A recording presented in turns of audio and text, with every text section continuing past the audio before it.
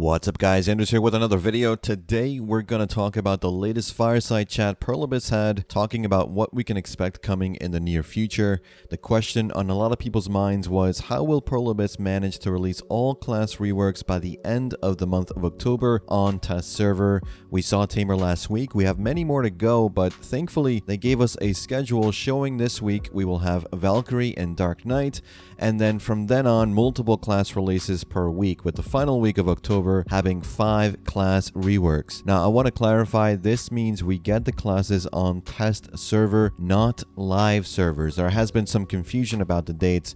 The idea is that you release them all on test server as the first sweep of changes, and then have the month of November onwards set as a sort of balancing patch for test server. This is being done because the developers kept hearing players complaining how their own main class was not being featured as the next rework, and it was becoming increasingly difficult to both come out with these new reworks for classes and then also balance the reworks we've already had in test server. They were nice enough to give us some sneak previews of the Dark Knight and Valkyrie reworks, so we will see more of that this week. I will be covering Dark Knight on Friday, Valkyrie on Saturday most likely, depending on the extent of the changes. Usually takes more time for me to go through and decipher classes that have had more extensive changes and test out what they are, since what we read in the notes isn't exactly the same thing as what we see. They're not one-to-one. I'll put a poll up asking you guys which class this week you are more excited to look at, Valkyrie or Dark Knight, so make sure to vote and comment your answer. Apart from the class reworks, we are getting new faces and hairstyles for some classes.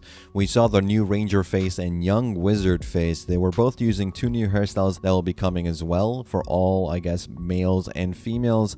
They look good for the most part, though I think the Wizard one looks very close to the Archer face, but no complaints here. The campsite will finally get the fix for placing it on uneven terrain. I think I've heard Perlibis talk about this change for years now. It is coming soon, so it should facilitate tent placement in the future.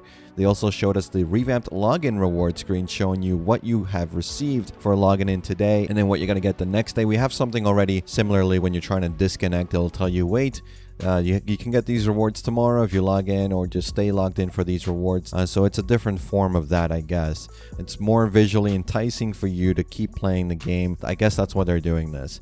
This maintenance, we are getting the early graduation finally with Growth Pass, so the start of working on your converted Tuvala gear to boss items of your choosing, so you can actually get Uragons now and Griffin, and then work on those 10 boss items into pen, with the cost of each consecutive pen you make with this Growth Pass increasing in price. Overall, honestly, a huge change and a huge help for newer players. I'll have a guide on that come Wednesday so I can get some English footage of the system and make it more clear for you guys. Now, Node War and Siege are receiving some tactical changes, mainly new markers over players that are visible only to your allies. So if you need to assign someone as the bomber, you can use a symbol for that so everyone knows where to go and who to give rage to. You want to be in range of your witch or wizard PA, they will now be able to have a symbol assigned to them so you can see where they are and hopefully be more aware of where your healers are. This just allows more tactical awareness, at least visually, which I think is a good learning tool for those getting into Node Wars and Siege for the first time. Veterans will appreciate it, I think, but I don't think it will be as big an impact. We will have the option to also assign a color for ourselves during war, so if we show up as different colors on the brand new war map that is also being introduced, that allows a shock color or officers to see where each platoon are currently in the war map. So helpful if you need to find out where your flank is, or if you're wondering why no one is on your flag. Ping is also getting some changes now with the introduction of a functional ping.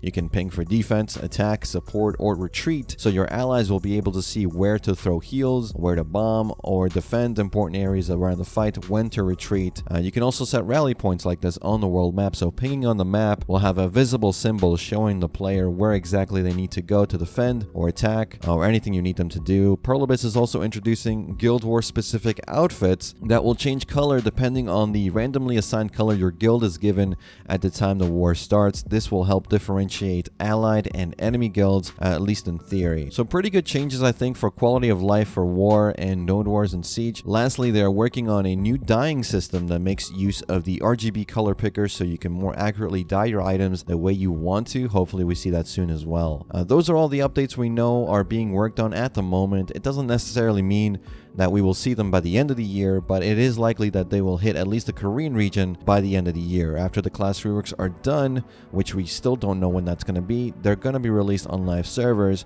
We will see another event like the Calcium Ball probably in December time to show us the roadmap for the coming year, with content previously delayed because of their focus on the class reworks.